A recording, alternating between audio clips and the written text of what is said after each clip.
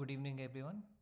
I am Dr. Sushruth, MBBS MS Surgery, and today we'll go through the MEN1 syndrome. So the MEN1 syndrome is a hereditary cancer syndrome with the neoplastic transformation of multiple endocrine tissues and some non-endocrine tissues as well. So there's a brief overview of MEN1, MEN2A and MEN2B with their prominent features.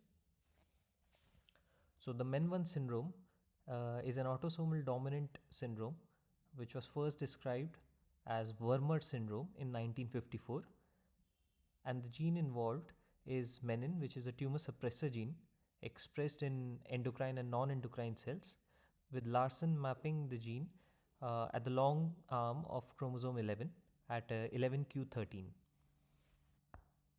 So MEN1 has an incidence of 1:100,000 with age of manifestation starting from 5 to 81, typically manifests by 29 years of age with a penetrance of 95% by the end of 50 years of age.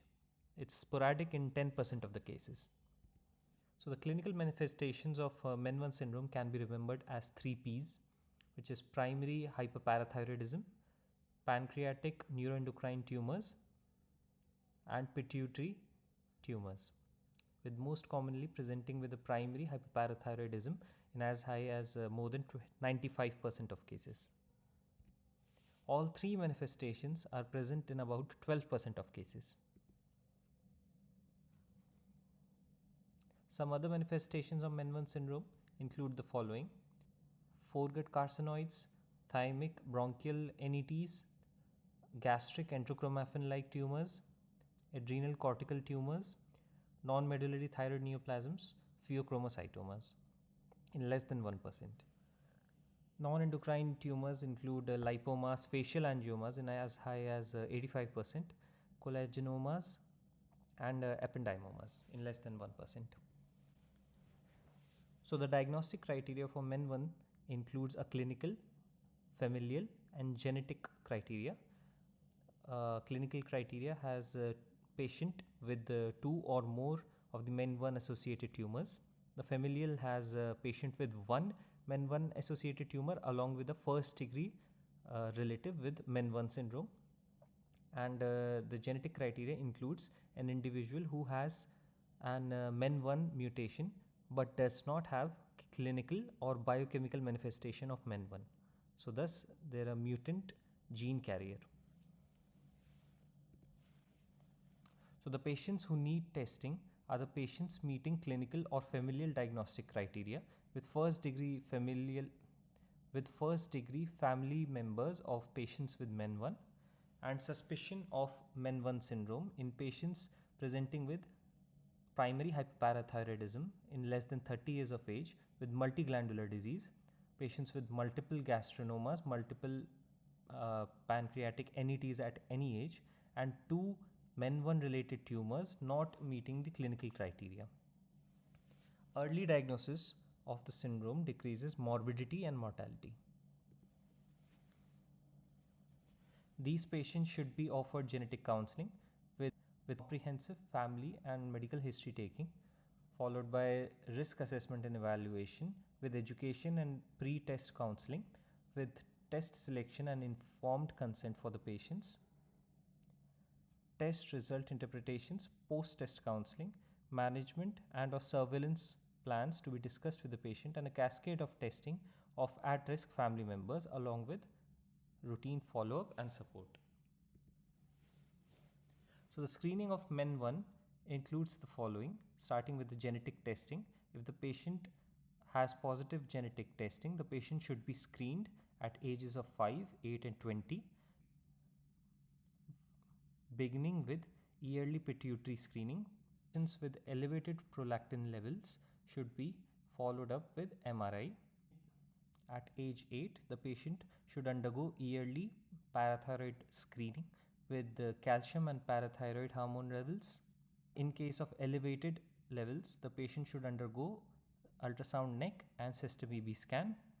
At age 20, the patient should start undergoing yearly pancreatic screening with serum gastrin, chromogranin, proinsulin, glucagon, and CT and MR. In cases of elevated proinsulin levels, the patient should be observed under fasting. In cases of elevated gastrin, chromogranin, and glucagon levels, the patient should undergo somatostatin receptor scintigraphy and or EUS. Similar to MEN1, there is MEN4 syndrome, which presents with phenotype similar to the syndrome without the associated characteristic MEN1 gene mutation. The patients usually have an inactivated germline mutation in CDKN1B gene, also presenting with gonadal tumors. So coming back to the clinical features of MEN1 syndrome, hyperparathyroidism in more than 95% of the affected individuals with MEN1 syndrome, patients present with hypercalcemia as the first biochemical abnormality, with painful bones, renal stones, abdominal groans, and psychic moans as the classic. The diagnosis includes elevated parathormone and elevated serum calcium levels. For differentiating patients of MEN1 syndrome with sporadic primary hyperparathyroidisms, MEN1 usually presents in patients with ages between the 2nd to the 4th decade with a 1:1 female to male ratio, with multiglandular asymmetric gland involvement, with high rates of recurrence due to high proliferative drive. They have more severe nephrolithiasis and a worse bone mineral density. So indications of surgery include patients who are symptomatic and asymptomatic patients with serum calcium of more than 1 mg per dl above the upper limit of normal, with bone mineral density of less than -2.5 at the lumbar spine, total hip, femoral neck, or distal 1/3 of the radius, or with histories of repeated vertebral fractures, with creatinine clearance of less than 60, patients with more than 400 ml per day, 24-hour urinary calcium, or with increased risk of stone formation, patients with age less than 50. So the aim of initial parathyroidectomy is achieving eukalcemia for the patient as long as possible, while preventing hypoparathyroidism and facilitating potential reoperative surgery. So the available options are total parathyroidectomy with autotransplantation. This offers low recurrence with more permanent hypoparathyroidism, while subtotal is the alternative, offering high recurrence but lesser chances of a permanent hypoparathyroidism. There is also a novel approach known as the less than subtotal parathyroidectomy. It includes a unilateral operation preoperatively identifying the dominant parathyroid, and the ipsilateral second parathyroid along with the thymus are also removed. It reduces the risk of permanent hypoparathyroidism but exposes to higher rates of persistent hyperparathyroidism.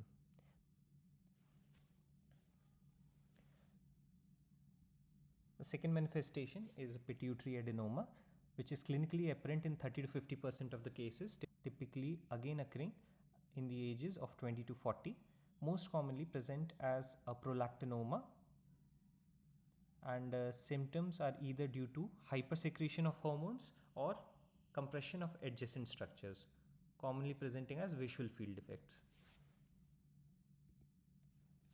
So the management of pituitary adenomas includes a medical management which is effective in the majority. In cases of prolactinoma, a dopamine agonist like cabergoline or bromocriptine can be used. A GH secreting tumor may benefit from octreotide and lanreotide. In case of poor response to medical therapy, a transsphenoidal microsurgery and radiotherapy are indicated. For enteropancreatic NETs, these are the second most common manifestation, with 50 to 75% presenting with them. They're most commonly non-functional tumors. Functional tumors are most commonly gastrinomas but can also be insulinomas or VIPomas. They carry a significant malignant potential. Gastrinoma are 40 to 60% of the NETs, with more than 50% being malignant and 50% have nodal metastasis at the time of diagnosis. A gastrinoma should be considered as a diagnosis in cases of intractable peptic ulcers, especially jejunal ulcers, or patients with severe esophagitis or persistent secretory diarrhea. Biochemically, there is presence of hypergastrinemia along with increased secretion of gastric acid. The gastrin is usually more than 1000 picogram per ml with a gastric acid secretion resulting in pH of less than 2. In doubt, a secretin stimulation test can be performed.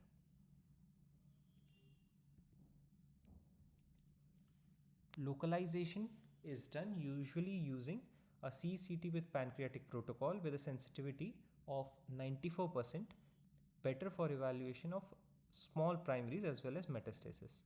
The lesions are isodense on pre-contrast images, then enhance in the early arterial phase with rapid washout on portal venous phase. EUS can also be used. There's a sensitivity of 82% and 95% specificity for pancreatic NETs. A duodenal scan serves a sensitivity of 100% with better resolution and detection of metastasis, and also can provide prediction to response to stomatostatin analogs. A selective arterial secretagogue injection is an invasive, very accurate localizing technique. An intraoperative ultrasound along with palpation can also be done if the tumor is not localized using the above techniques preoperatively. So for SASI, which is selective arterial secretagogue injection, depending upon where the gastrin levels increase, when we inject secretin or calcium through our catheter, we can predict the likely tumor location. This is the gastrinoma triangle, which includes about 80 to 90% of all gastrinomas occurring in case of Zollinger-Ellison syndrome. It is formed by 3 points, that is the junction of cystic duct to CVD, junction of second and third part of the duodenum, and the junction of head and neck of pancreas. So for management of gastrinomas, we usually prefer a medical therapy which includes high dose proton pump inhibitors and octreotide. There is no consensus for the role of surgery in management of Zollinger-Ellison syndrome in case of MEN1 syndrome, though there is excellent long-term survival of patients with gastrinomas even in absence of this surgical management. Acid-related complications usually can be effectively managed with high dose PPI, and surgery is associated with high morbidity and low cure rates, and recurrence is very likely. For unifocal lesions, an enucleation can be considered. Intraoperative ultrasound demonstrating a circumscribed hypoechoic tumor in the submucosa of the duodenal wall, demonstrated just superior to the duodenal lumen, can be seen in this image.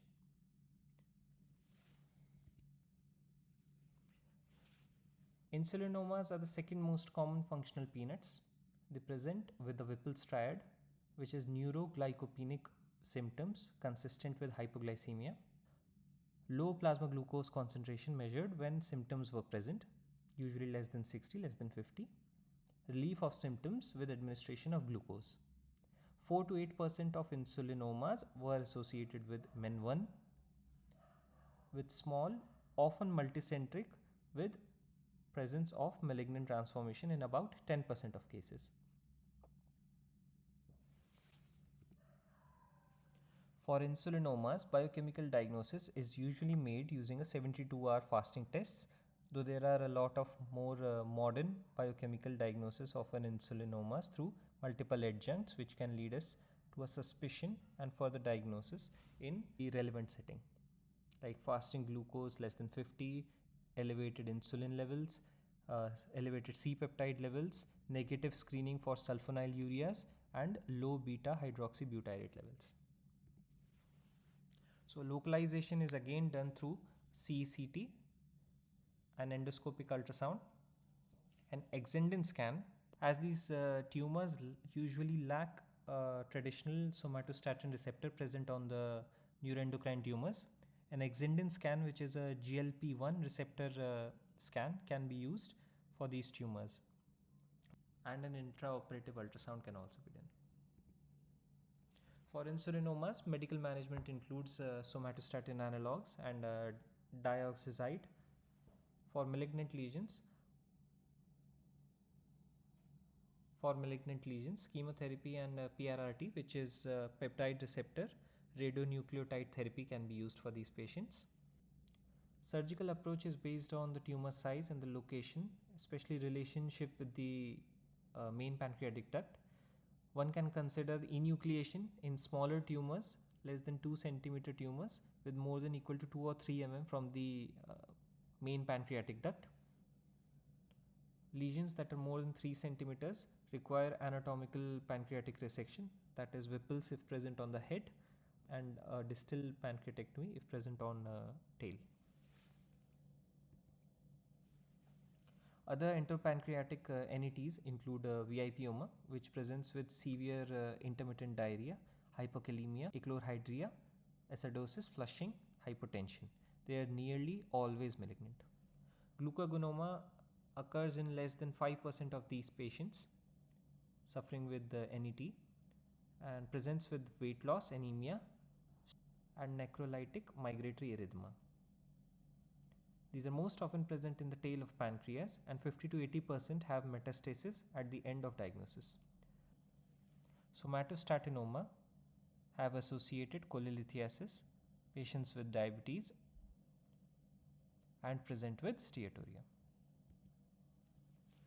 For non-functional peanuts, imaging is used for diagnosis, and management is based on the size, the grade, and the Ki-67. Rate of metastasis is proportional to the size of the tumors. Then 1 centimeter showing about 4% of metastatic risk, 1.1 to 2 centimeters about 10%, 2.1 to 3 to about 18%, and more than 3 showing 43% of metastatic risk. And thus, a lesion more than 3 needs to be resected out. Recently, there have been multiple papers suggesting breast cancer as a new MEN1 related tumor, with the relative risk of invasive breast cancer being 2.83 in patients of MEN1 syndrome.